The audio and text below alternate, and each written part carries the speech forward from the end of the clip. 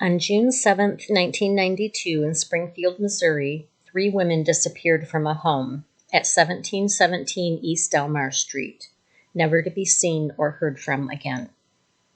Cheryl Elizabeth Levitt was age 47 at the time of her disappearance. She is 5 feet tall and weighs approximately 110 pounds, with short blonde hair and brown eyes. She was a cosmetologist at a local salon, a single mother, and very close to her daughter, Suzanne Elizabeth Susie Streeter. Susie was 19 years old at the time of her disappearance. She is 5 feet 2 inches tall and weighs 102 pounds, with shoulder-length blonde hair and brown eyes. She has a scar on her upper right forearm, a small mole on the left corner of her mouth, and pierced ears. Stacy Kathleen McCall was 18 at the time of her disappearance. She's 5 feet 3 inches tall and weighs 120 pounds, with long dark blonde hair and light-colored eyes. Oh, you lay down and you hear a car drive down the street, so you think, oh, that might be her. So you jump up and look out, or you think, gosh, what's she doing right now? Has she eaten? So when you try to eat something and it gets stuck in your throat, it didn't go very far. Janice and Stuart McCall can't sleep or eat. Today was one of waiting by the phone, going to the police station, and this afternoon putting up posters around town, hoping that something will break the vacuum of not knowing. If you could hang some up for us, and we'd make enough if you'd even be willing to stuff them in the sacks or something, if somebody would do that. We'll bring them in. You'll do that for us?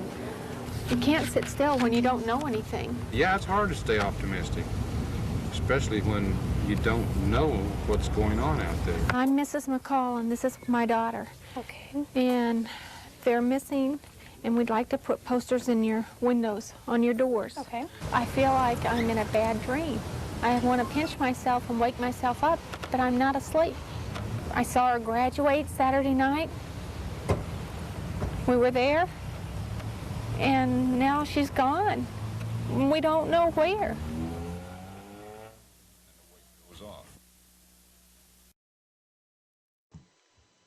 On June 6, 1992, Streeter and McCall graduated from Kickapoo High School.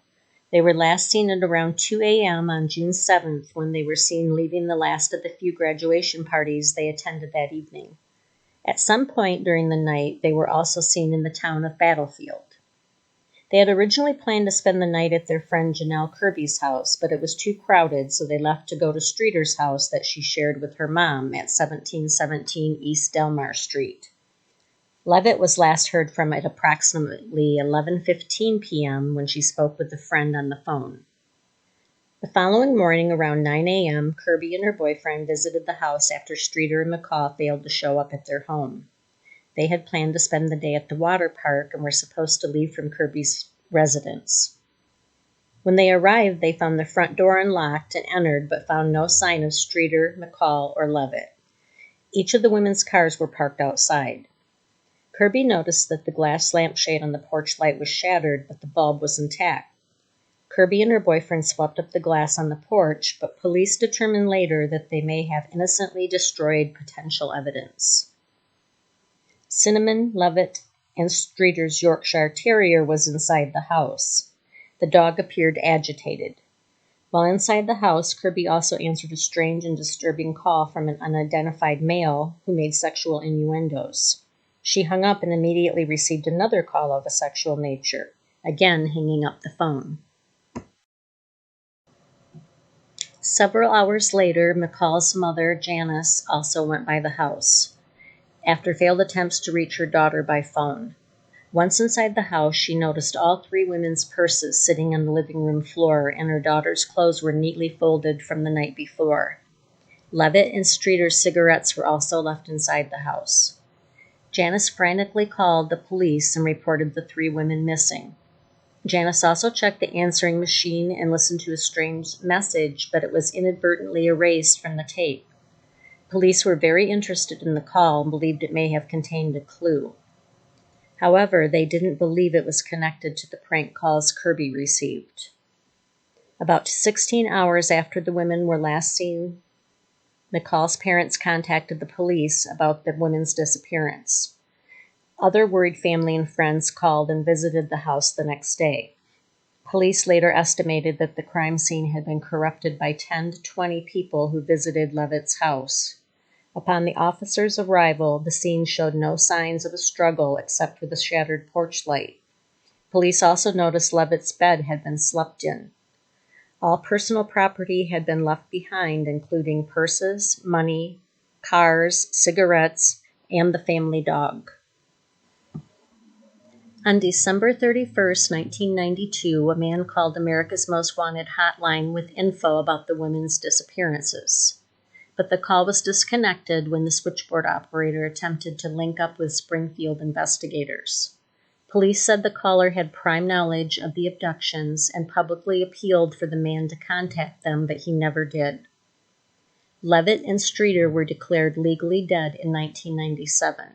However, their case files are still filed under missing. Police did receive a tip that the women's bodies were buried in the foundations of the south parking garage at Cox Hospital. In 2007, crime reporter Kathy Baird invited Rick Norland, a mechanical engineer, to scan a corner of the parking garage with ground-penetrating radar. Northland found 3 anomalies, roughly the same size that he said were consistent with the grave site location. 2 of the anomalies were parallel, and the other was perpendicular. Police spokesperson Lisa Cox said that the person who reported the tip provided no evidence or logical reasoning behind this theory at that time or since then. She also said the parking garage began construction in September 1993, over a year after the disappearances. She said digging up the area and subsequently reconstructing the structure would be extremely costly and without any reasonable belief that the bodies could be located here. It is illogical to do so, and for those reasons, SPD does not intend to. Investigators have determined this lead to not be credible.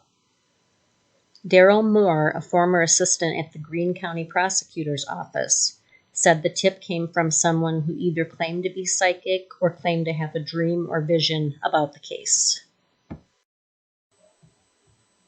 In 1997, a convicted kidnapper and robber and the suspect in a Florida murder named Robert Craig Cox told journalists that he knew the 3 women had been murdered and buried and claimed that they would never be found. In 1992, Cox had been living in Springfield, and when interviewed then, he told investigators he was at church with his girlfriend the morning after the women disappeared, which she confirmed. However, later she recanted and said Cox had asked her to say that. Cox also stated he was at his parents' house the night of the disappearance, and they confirmed that alibi.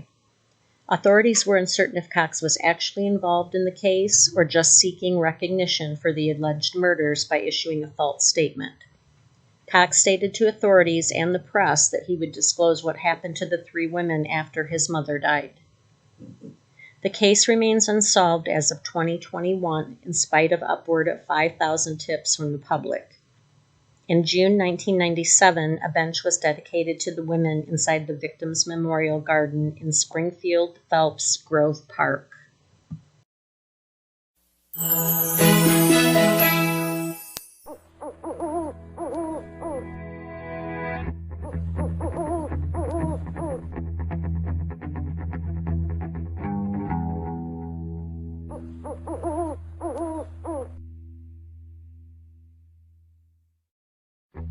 Stacy McCall and Susan Streeter graduated from Kickapoo High School on June 6, 1992. They spent the night at a friend's house.